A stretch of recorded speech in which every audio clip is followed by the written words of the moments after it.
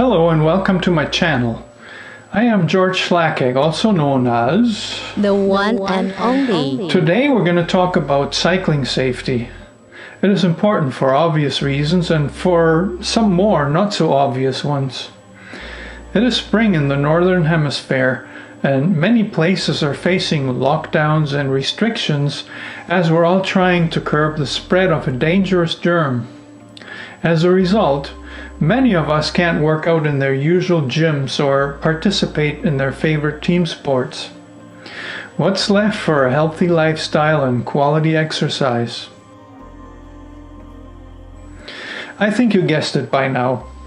Bicycles are magic when it comes to all that. We can feel pretty safe from viral infections when we're cycling by ourselves, and the exercise is amazing. What's more, bicycles are really useful for transportation. With an easily accomplished fitness level, a bicycle can give you pretty much the same mobility within your city as any other mode of transportation, at lower cost, zero pollution, and lots of enjoyment. Now here comes the spoiler. Cycling is super dangerous. I live in Canada, so the first thing I looked for was a statistic about my country. You can easily find older statistics that point out a downward trend in the number of cyclist fatalities. But when you dig a little more, you'll see that the numbers fluctuate. There's no downward trend. According to CAA, an average of 74 Canadians die in cycling collisions each year. 73% of those incidents involved a collision with a motor vehicle. Road safety rules may not have been respected in approximately 1 in 3 cycling fatalities. I'm sure that goes both ways, but cyclists are often blamed for breaking the rules. That is in part because the rules are not made for cyclists and sometimes even put cyclists at greater risk. You might be interested in how this compares to the United States. I looked at a report by the National Highway Traffic Safety Administration and found that between 2018 and 2019, the number of cyclists killed in the United States was 871 versus 846, respectively. I'm sure cyclists get killed in other countries too, so wherever you are, cycling safety is a concern and it is growing. The report by the NHTSA, link in the description, covers all types of collisions. It states under the heading Additional Facts that the number of fatalities in distraction-affected crashes, i.e. crashes involving at least one driver who was distracted, was close to 9% of all fatalities in 2019. This represents a 10% increase from the year before. The report mentions nothing further about distracted driving, but goes into great detail about alcohol-impaired driving, even as the percentage of fatal crashes involving alcohol is under 2%. In Canada, distracted driving contributes to 21% of fatal collisions every year, up from 16% a decade ago, according to Transport Canada. Can you guess where I'm going with this? As a cyclist in pretty much any North American city or town, you're sharing the road with distracted drivers. Those people are either ignorant or simply selfish, but they are causing fatalities and many injuries. Then there are close calls. I don't know of any cyclist who hadn't had close calls out on the road because of people operating their cars and trucks in an unsafe manner. It's all around us, and basically nothing is being done except perhaps the creation of a meaningless slogan called Vision Zero. Don't believe me? How about some most recent examples?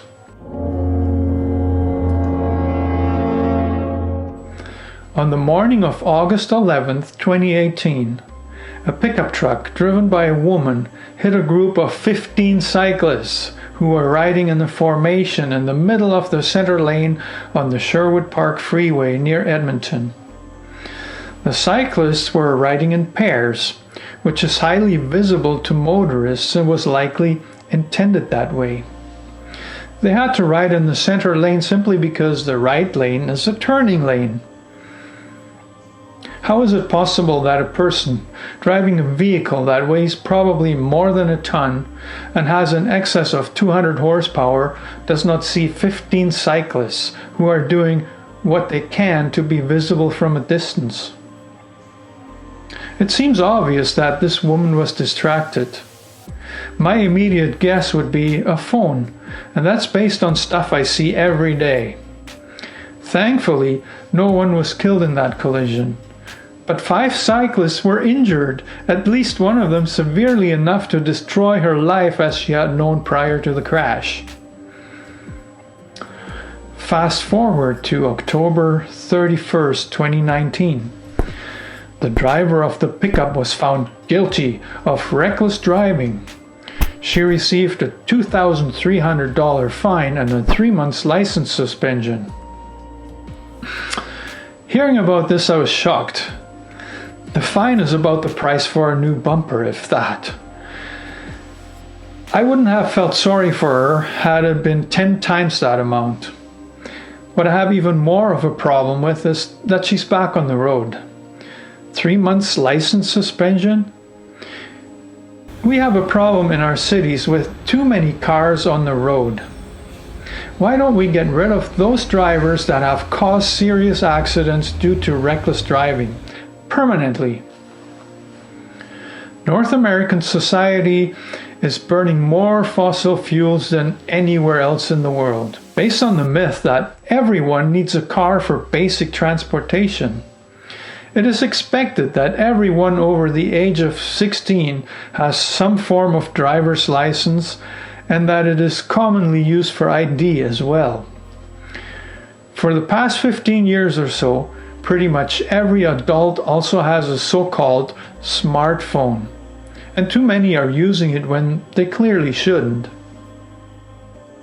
In an Edmonton Journal story, the woman who had caused the collision was portrayed as a victim, not a perpetrator. Here's a quote from the article. So-and-so, the woman, who worked as a nurse before taking a leave of absence, remained silent throughout the court proceedings, but appeared emotional when so-and-so, the judge, began to give her sentence. Yes, I feel bad for her, but not one bit sorry, and I don't know this woman personally. She must not be allowed to drive. Period. An early news report by Global News covering the collision tried to lay blame on the cyclists. It claims that the RCMP said this: the cyclists were traveling 2 abreast in the pack. The Traffic Safety Act does say that you have to ride single file on the highway.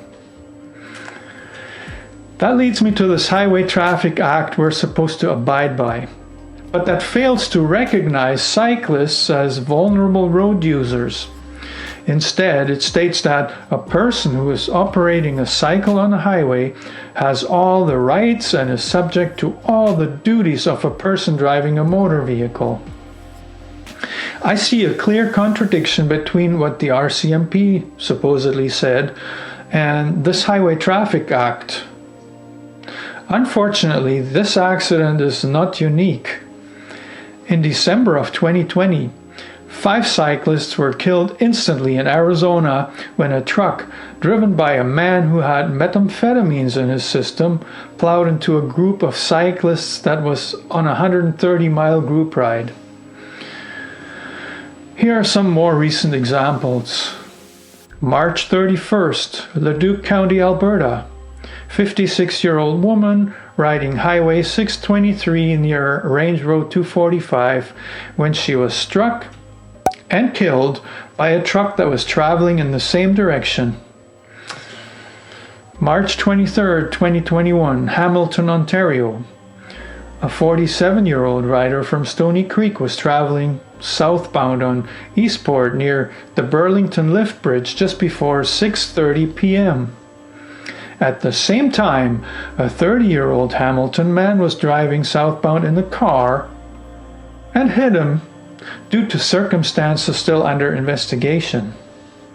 At the time of the story, the cyclist sustained fatal injuries and died at the scene. According to police, the driver of the car remained at the scene and is cooperating with investigators. What a good man. The only thing missing in the story was whether the cyclist was wearing a helmet or not. There are too many stories like this.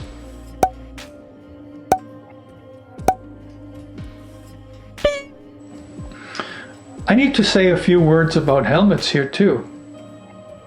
Helmets are good, but when it comes to collisions with automobiles, they provide zero protection. Zero. Wow.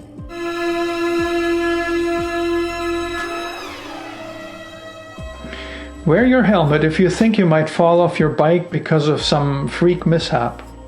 They happen, as we all know. But helmet laws and misguided publicity have caused much of society to believe that helmets are somehow the answer to safe cycling. They are not. I'm not going to lecture anyone about wearing a helmet and don't always wear my own. I think it should be a personal choice, at least for adults. Cycling is not a dangerous activity. Sharing the road with motorized vehicles is. Okay, this video would be useless to cyclists if I left it off here.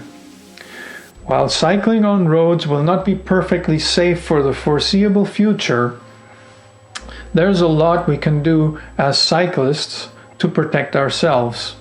So what can we do as cyclists? I have many years of collision-free cycling under my belt, so let me tell you my personal tips and tricks. 1. Choose a route that is less traveled by cars if possible. Perhaps you have multi-use trails where you live, or you can find connections through residential neighborhood streets to get to your destination. 2. Always be alert. Expect the worst. The car that's coming up behind you, expect that the driver is distracted, crazy, or drunk, and prepare to get out of his or her way if necessary.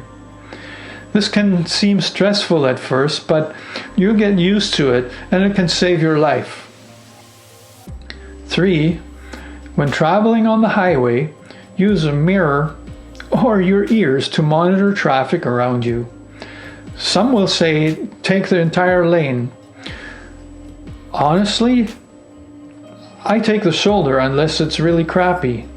In that case, take the lane but move on to the shoulder when there's traffic, especially coming from both ways on a 2-lane road. 4. Visibility. Visibility is important. Use flashing lights or any light and wear highly visible clothing. 5. When traffic and road conditions make you feel unsafe on a major road,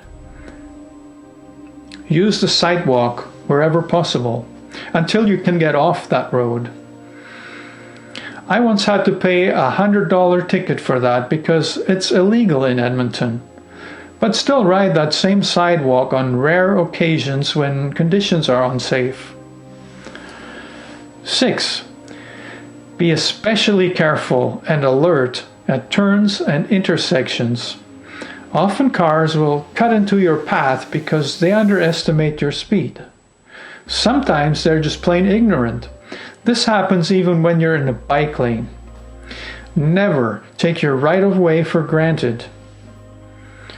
Unfortunately, our roads have been designed to accommodate as many cars as possible, with little consideration for anything else. Roads are still being built that way. So, one more thing you can do is get involved. Cities are building roads and sometimes bike lanes. City councils are usually doing what a majority of residents want, because that's how they get to keep their jobs. They need to hear that roads need to be improved and bicycle infrastructure has to be built, even if it costs money they claim isn't available. It isn't just for cyclists neither, because pedestrians are also getting killed on our roads. What kind of environment have we created over the past 100 years or so, where people can't get around safely just because the world is full of overpowered steel carriages that are operated by people who are either stoned or busy playing with smartphones?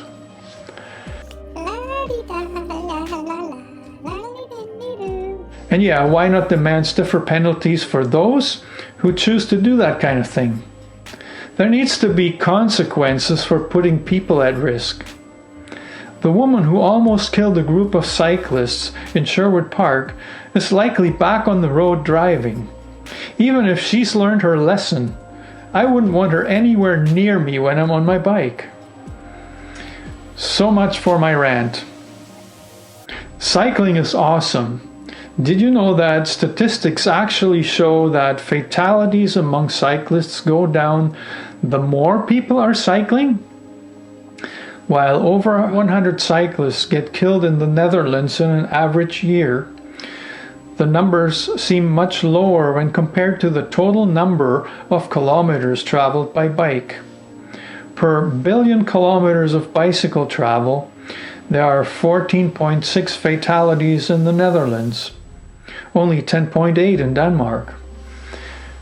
In the US, that number stands at 44 according to a Forbes article.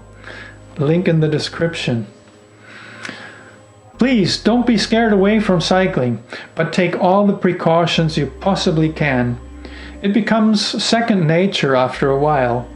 We cannot accomplish 100% safety at all times, but we can and need to work toward that goal. Vision Zero isn't going to help us. We have to take safety into our own hands. Please be safe out there. It's good, important. Thank you for your support.